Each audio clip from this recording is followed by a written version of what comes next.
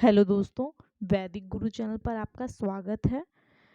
हमने NCERT start किया था जिसमें हम ज्योग्राफी के चैप्टर्स लेकर चल रहे थे। 4 चैप्टर मैंने पढ़ा दिया है। 5वें चैप्टर में हम कुछ भी चैप्टर को ना लेते हुए बल्कि उसमें जो इम्पोर्टेंट टॉपिक है हम वो ही इस क्लास में रख रहे हैं और ये क्लास आपके लिए बहुत इम्पोर्टेंट है। ज्योग्राफी का जो क्लास 6 का चैप्टर 5 का जितने भी क्वेश्चंस बन सकते हैं इस चैप्टर से वो सारे क्वेश्चंस, इसके बाहर आपका एक शब्द नहीं आएगा। ठीक है, अब मैं ऐसे ही आपको इस तरह कराऊंगी कि इस आपको थोड़ी छोटी सी क्लास में सब कुछ मिल जाए और इससे बाहर कुछ भी नहीं आएगा एनसीईआरटी से देंगे तो। ये पूरा का पूरा एनसीईआरटी बेस्ड है। ठीक है, न- नहीं यकीन आता है तो आप जाइएगा, बुक्स डाउनलोड करिएगा, वहां से ढूंढ लीजिएगा। ठीक है, तो ये छोटी सी क्लास रखी है मैंने। इसमें फटाफट फटाफट हम पढ़ेंगे और बहुत ज़्यादा चीज़ें पढ़ेंगे। ठीक है, तो वन लाइनर नोट्स की तरह मैं आपको ये पढ़ा रही हूँ। कोई भी बहुत लंबा खींच के नहीं पढ़ाऊंगी, फटाफट फट करके पढ़ाऊंगी और ऐसा पढ़ाऊंगी कि इसमें सब कुछ आ जाए। ठीक है, इसलिए आपको मुझे प्रोत्साहन देने के लिए चैनल को लाइक सब्सक्राइब और शेयर ज़रूर करवाना है, चैनल को ग्रो करवाना है ताकि आगे मैं आपके लिए और इम्पॉर्टेंट चीज़ें लेकर आऊँ। अभी तो एनसीईआरटी चल रही है, इसके बाद एससीईआरटी भी लेकर आऊँ। ठीक है, तो चलिए हम स्टार्ट करते हैं अपना ये वन लाइनर नोट्स का जो क्लास है वो स्टार्ट करते हैं। ये आपके हर एग्ज़ाम के लिए बहुत ही इम्पोर्टेंट है, बिल्कुल स्किप मत करिएगा, पूरा देखिएगा। ठीक है, पूरा देखिएगा, एक एक पॉइंट आपका मिस नहीं होना चाहिए क्योंकि जितने भी एग्ज़ाम आप दोगे, ठीक है, एनसीईआरटी जिसमें जिसमें आता है वो सब के लिए बहुत इम्पोर्टेंट है।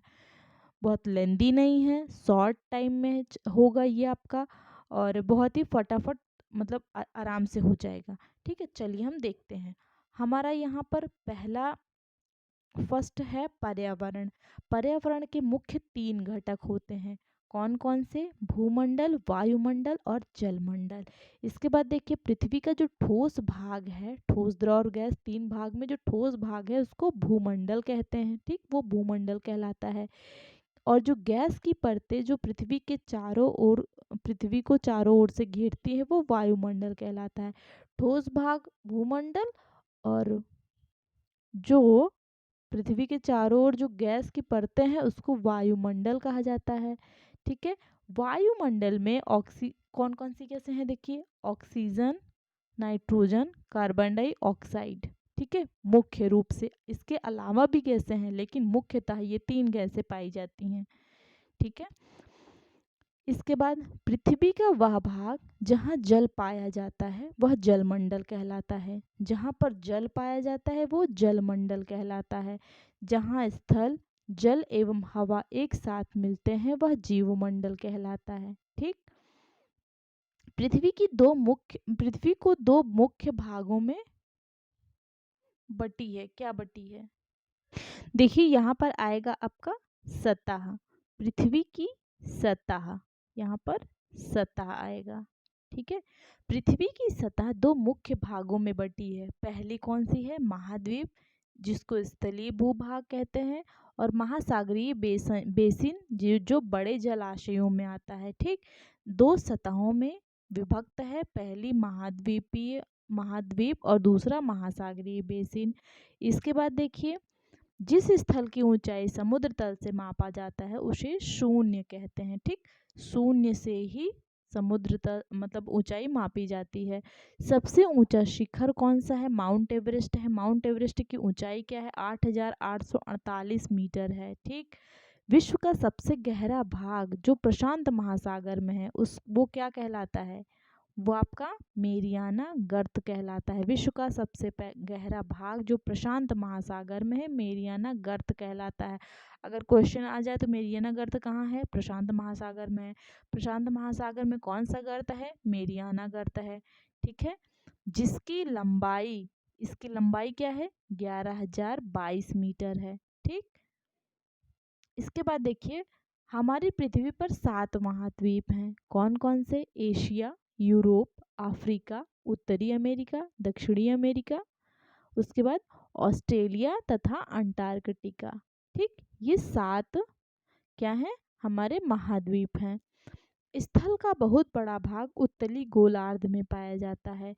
विश्व का सबसे बड़ा महाद्वीप जो है वो एशिया है। कौन सा है? एशिया महाद्वीप विश्व का सबसे बड़ा महाद्वीप है। यह पृथ्वी के कुल क्षेत्रफल का 1/3 है। कितना? 1/3 भाग है, 1/3। एशिया महाद्वीप से होकर कर्क रेखा गुजरती है। क्वेश्चन में आ जाए एशिया महाद्वीप से होकर कौन सी रेखा गुजरती है? कर्क रेखा। एशिया के पश्चिम में यूराल पर्वत है। कौन सा पर्वत? यूराल पर्वत है। यूराल पर्वत कहाँ है? एशिया में है। ठीक है, ऐसे मतलब आपको क्वेश्चन पूछ सकता है एग्जाम में। यूराल पर्वत एशिया को यूरोप से अलग करता है। यूराल पर्वत एशिया को किससे अलग करता है? यूरोप से। ठीक है, यूरोप तथा एशिया के संयुक्त भूभाग को यूरेशिया कहा जाता है। ठीक, एशिया के पश्चिम में यूरोप महाद्वीप है। कहाँ है? पश्चिम में। कौन सा महाद्वीप? यूरोप महाद्वीप है। यूरोप से होकर गुजरने वाला वृत्त आर्कटिक वृत्त है। कौन सा? आर्कटिक वृत्त है। यूरोप 3 तरफ से जल से घिरा है। ठीक है, कहाँ से? 3 तरफ से जल से घिरा है। अफ्रीका यह एशिया के बाद विश्व का दूसरा सबसे बड़ा महाद्वीप है। कौन सा? अफ्रीका दूसरा महाद्वीप है, सबसे बड़ा। विषुवत वृत्त या 0 डिग्री, ठीक है, अक्षांश अफ्रीका महाद्वीप के लगभग मध्य भाग से होकर गुजरती है। जैसे कि ये अफ्रीका है तो 0 डिग्री अक्षांश अफ्रीका महाद्वीप के लगभग मध्य भाग, यहाँ से मध्य भाग से होकर गुजरती है। अफ्रीका का बहुत बड़ा भाग उत्तरी गोलार्ध में स्थित है। ठीक, अफ्रीका का बहुत बड़ा भाग जो है वो कहाँ स्थित है? उत्तरी गोलार्ध में स्थित है। कर्क, विषुवत तथा मकर तीनों रेखाएं अफ्रीका महाद्वीप से होकर गुजरती हैं। कौन सी रेखाएं? कर्क, विषुवत तथा मकर रेखा। विश्व का सबसे बड़ा गर्म रेगिस्तान सहारा है। यह अफ्रीका में है। सहारा रेगिस्तान कहाँ है? अफ्रीका में है। अफ्रीका महाद्वीप चारों तरफ से समुद्रों से एवं महासागरों से घिरा है। विश्व की सबसे लंबी नील नदी है। यह अफ्रीका से होकर गुजरती है, नील नदी। भारत एवं श्रीलंका के बीच की जल संधि को पाक जल संधि कही जाती है। ठीक, पाक जल संधि।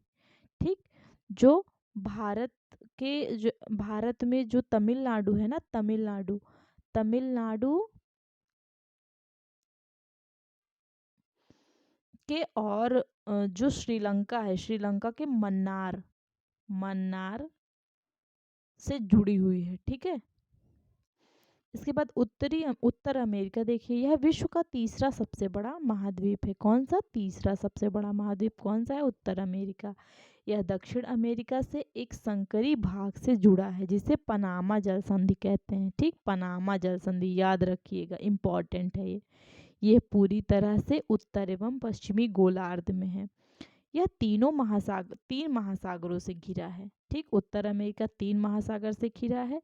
कौन कौन सा? उत्तर में आर्कटिक महासागर, पूर्व में अटलांटिक महासागर और पश्चिम में प्रशांत महासागर है। ठीक है, अब दक्षिण अमेरिका के बारे में देखिए। दक्षिण अमेरिका, इसका अधिकांश भाग दक्षिण गोलार्ध में है। पूरब पश्चिम में अटलांटिक व प्रशांत महासागर है। विश्व की सबसे लंबी पर्वत श्रृंखला एंडीज इसके उत्तर से दक्षिण की ओर फैली है। विश्व की सबसे बड़ी नदी अमेजन दक्षिण अमेरिका में है। अमेजन कहाँ है? दक्षिण अमेरिका में है। अमेजन क्या है? विश्व की सबसे बड़ी नदी है। ऑस्ट्रेलिया, यह विश्व का सबसे छोटा महाद्वीप है। सबसे छोटा महाद्वीप कौन सा है? ऑस्ट्रेलिया, जो दक्षिणी गोलार्ध में है। यह चारों ओर से महासागरों तथा समुद्रों से घिरा है। इसे द्वीपीय महाद्वीप कहते हैं। अंटार्कटिका, यह दक्षिणी गोलार्ध में है। दक्षिणी ध्रुव इस महाद्वीप के मध्य में है। यह हमेशा मोटी बर्फ की परतों से ढका होता है। भारत का शोध संस्थान यहाँ पर है। कहाँ पर? अंटार्कटिका में। ठीक, भारत का शोध संस्थान है। देखिए, दक्षिणी ध्रुव पर बहुत ज़्यादा ठंडी की वजह से वहाँ पर बर्फ जमी रहती है। और ये शोध संस्थान जो है, मतलब हर देश के शोध संस्थान होते हैं और भारत के भी हैं वहाँ पर, तो भारत का नाम मैत्री व भारती है। जलमंडल, इसके बाद पृथ्वी को नीला ग्रह कहा जाता है, ये आप जानते ही होंगे। पृथ्वी का 71% भाग जल तथा 29% भाग स्थल है। इसमें महासागर एवं नदियां, झीलें, हिमनदियां, भूमिगत जल तथा वायुमंडल ये सभी जो है समाहित हैं। ठीक है, जलवाष्प सभी सम्मिलित हैं। पृथ्वी के जल का जो 97% से अधिक भाग महासागरों में पाया जाता है, जो खारा होता है। ठीक, और वो पीने युक्त, उपयोगी युक्त नहीं होता है, हम उसको नहीं पी सकते हैं, अपने उपयोग में नहीं लाते हैं। लेकिन जो शेष जल है उसका बड़ा भाग बर्फ की परत, मतलब 97% तो महासागर में पाया जाता है, और उसके बाद जो बचा हुआ भाग होता है वो बर्फ की परत, हिम नदी और भूमिगत जल के रूप में होता है। ठीक है, महासागर, तरंगे, ज्वार भाटा तथा महासागरीय धाराएं महासागरीय जल की 3 मुख्य गतियां हैं। कौन कौन सी? तरंगे, ज्वार भाटा और महासागरीय धाराएं। बड़े से छोटे आधार पर क्रमशः 5 महासागर हैं। महासागर कितने हैं? 5 हैं। प्रशांत महासागर, अटलांटिक महासागर, हिंद महासागर, दक्षिणी महासागर, आर्कटिक महासागर। ठीक है, इसके बाद देखिए प्रशांत महासागर, यह सबसे बड़ा महासागर। सबसे बड़ा महासागर कौन सा है? प्रशांत महासागर। यह पृथ्वी के 1/3 भाग पर फैला है। पृथ्वी का सबसे गहरा गर्त मेरियाना गर्त है। कौन सा है? सबसे बड़ा गर्त मेरियाना गर्त है। और ये कहाँ है? प्रशांत महासागर में। जो प्रशांत महासागर में है यह वृत्ताकार है। ठीक है, एशिया, ऑस्ट्रेलिया, उत्तर एवं दक्षिण अमेरिका इसके चारों ओर फैले हैं। ठीक है, चारों ओर हैं इसके। अटलांटिक महासागर के बारे में पढ़िए, यह विश्व का दूसरा सबसे बड़ा महासागर है। ठीक, अटलांटिक महासागर यह विश्व का दूसरा सबसे बड़ा महासागर है। इसका आकार यस के आकार का होता है। पश्चिमी किनारे पर उत्तर और दक्षिण अमेरिका है। ठीक, इसके जो पश्चिमी किनारा है उधर उत्तर और दक्षिण अमेरिका है। पूर्वी किनारे पर यूरोप और अफ्रीका है। किसकी बात हो रही? अटलांटिक महासागर। अटलांटिक महासागर के पश्चिमी किनारे पर उत्तर और दक्षिण अमेरिका है। पूर्वी किनारे पर यूरोप और अफ्रीका है। इसकी तटरेखा अधिक दंतुरित होती है। दंतुरित मतलब क्या होता है? कटी फटी। ठीक है, कटी होती है।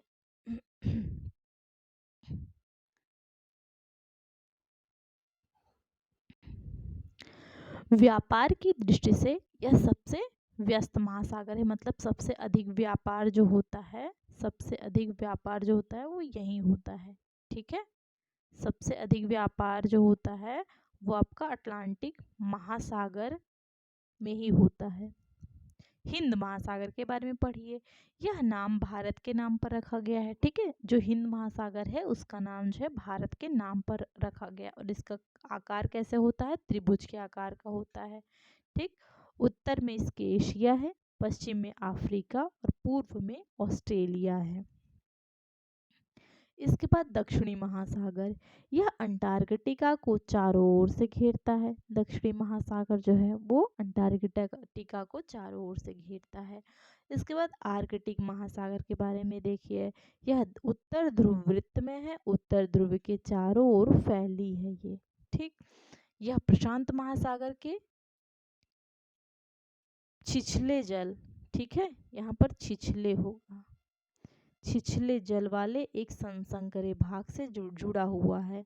ठीक है, इसे बेरिंग जल संधि कहते हैं। देखिए, जो जलीय भाग से जुड़ा हुआ होता है, जलीय भाग से जुड़ा हुआ, उससे क्या कहते हैं? जल संधि कहते हैं। ठीक, और जो स्थलीय भाग से, स्थल से जुड़ा, उसे क्या कहते हैं? स्थल जल संधि। ठीक है, सॉरी, स्थल संधि कहते हैं उसे, स्थल संधि कहते हैं। तो ये जो प्रशांत महासागर के जो छिछले जल, ठीक है, ये छिछले होगा, छिछले जल वाले एक संकरे भाग से जुड़ा हुआ है जिसे बेरिंग जल संधि कहते हैं। ठीक, बेरिंग जल संधि, क्योंकि ये जल से जुड़ा हुआ है। ठीक है, और ये बेरिंग जल संधि, क्वेश्चन आ गया बेरिंग जल संधि कहाँ है, तो ये प्रशांत मतलब प्रशांत महासागर और आर्कटिक महासागर से जुड़ा हुआ है। यह उत्तर अमेरिका के उत्तर तटों तथा यूरेशिया से घिरा हुआ है। यूरोप प्लस एशिया, इसी को यूरेशिया कहते हैं। ठीक, यूरोप और एशिया को यूरेशिया कहते हैं। यह उत्तर अमेरिका के उत्तर तटों तथा यूरेशिया से घिरा है। वायुमंडल देखिए, वायुमंडल में क्या होता है, गैस की परतों से घिरी हुई पृथ्वी वायुमंडल कहलाती है।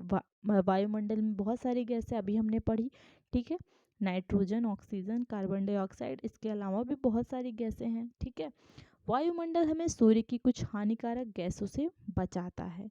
वायुमंडल 1600 किलोमीटर की ऊंचाई तक फैला हुआ है। कितने किलोमीटर? लगभग 1600 किलोमीटर की ऊंचाई तक।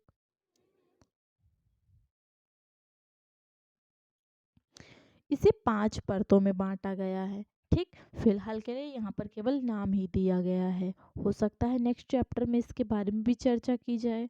तो देखिए, फर्स्ट हो गया आपका क्षोभ मंडल, दूसरा समताप मंडल, तीसरा मध्य मंडल, चौथा आयन मंडल और ये पांचवा आपका बहिर्मंडल हो गया। ठीक है, ये आपके 5 परत हैं जिस मतलब वायुमंडल को इन मंडलों में बांटा गया है। ठीक, ये जो आपका वायुमंडल है इसको 5 भागों में बांटा गया है। वायुमंडल ऑक्सीजन और नाइट्रोजन से बना है। यहाँ पर साफ तथा शुष्क हवा 99% तक पाई जाती है। ठीक, मतलब हम सांस ले सकते हैं। हवा कैसी होती है? शुष्क होती है और शांत मतलब साफ सुथरी होती है। नाइट्रोजन कितना पाया जाता है यहाँ पर? 78% नाइट्रोजन पाया जाता है। ऑक्सीजन कितना? 21%। ठीक, 21% जो है ऑक्सीजन पाया जाता है और नाइट्रोजन 78%। दूसरी अन्य जैसे कार्बन डाइऑक्साइड हो गई, ऑर्गन हो गई आदि 1%। ठीक है, बाकी की जो गैसें हैं वो कितनी पाई जाती हैं? 1%। ठीक है, ओनली 1%। ऑक्सीजन जो होती है वो सांस लेने में आवश्यक है। नाइट्रोजन प्राणियों में वृद्धि के लिए आवश्यक है। नाइट्रोजन क्या करता है? प्राणियों में वृद्धि करता है।